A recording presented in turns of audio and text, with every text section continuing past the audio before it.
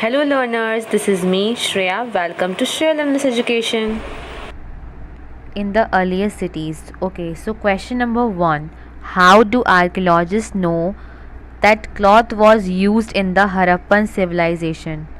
तो आर्कियोलॉजिस्ट को अब ये कैसे पता चला कि जो क्लॉथ हैं वो क्लॉथ का यूज़ किया जाता था हरप्पन सिविलाइजेशन में? तो आर्कियोलॉजिस्ट को बहुत सारी रिमेन्स मिले होंगे, उन्हीं से पता चल पाया होगा उन एक्सकवेशन साइट्स के बारे में। तो आर्कियोलॉजिस्ट को स्पिंडल होल्स मिले, जहाँ पर जिन साइट्स में खुदाई चल रही थी वहाँ पर उन्हें स्पिंडल होल्स मिले।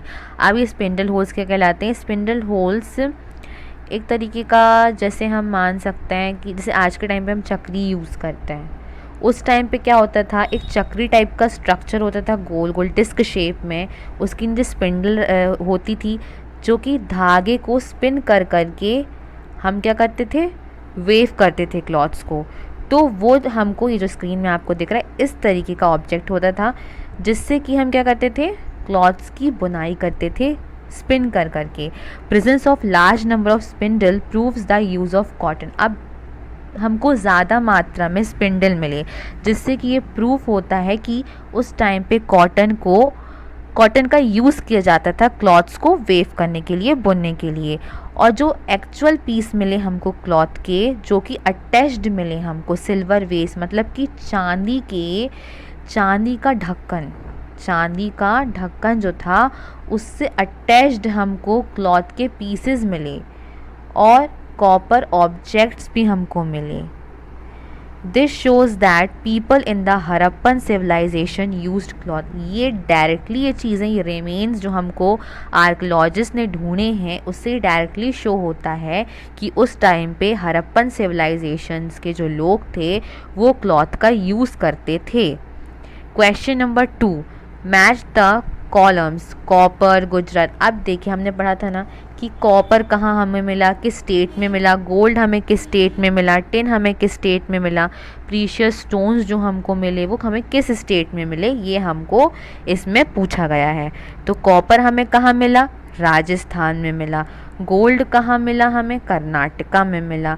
टिन कहाँ मिला हमें? अफ़गानिस्तान में मिला। और प्रीशियस स्टोन्स जो हमको मिले अलग अलग प्रकार के, वो हमें गुजरात में मिले।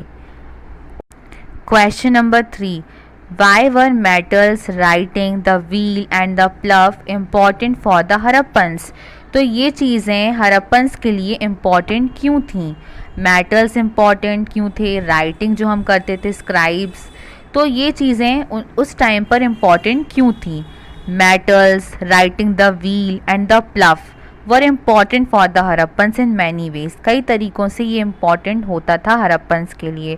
मेटल्स जो होते थे वो मतलब वेरियस टूल्स बनाने के लिए यूज़ किया जाता था मेटल्स को, जैसे कि यूटेंसिल्स हो गए, ज्वेलरी हो गई, सील्स हो गई। तो ये हम उस टाइम पे मेटल्स का यूज़ करते हैं, जो कि आज के टाइम पे भी हम मेटल का यूज़ करते हैं।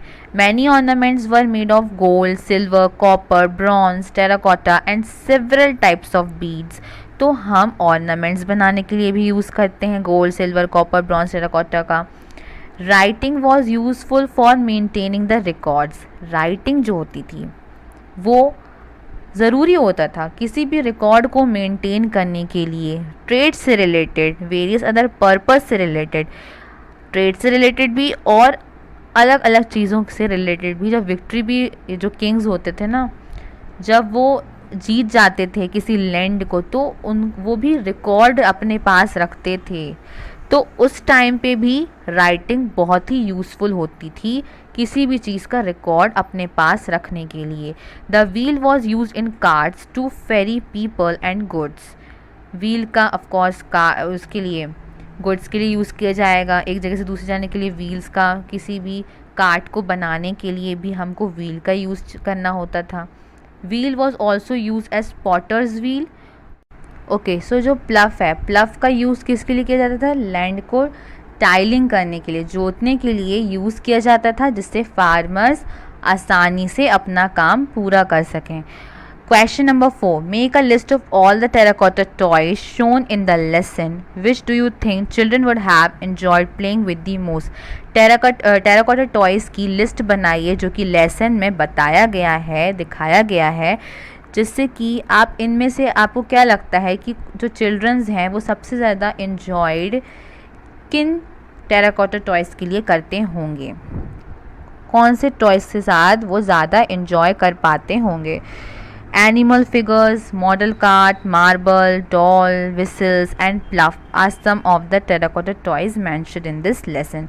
एनिमल के कुछ फिगर्स, मॉडल कार्ट हो गया, मार्बल्स, डॉल्स, whistles, प्लफ, इन टाइप्स के जो टॉयज़ हैं वो दिखाए गए हैं लेसन में।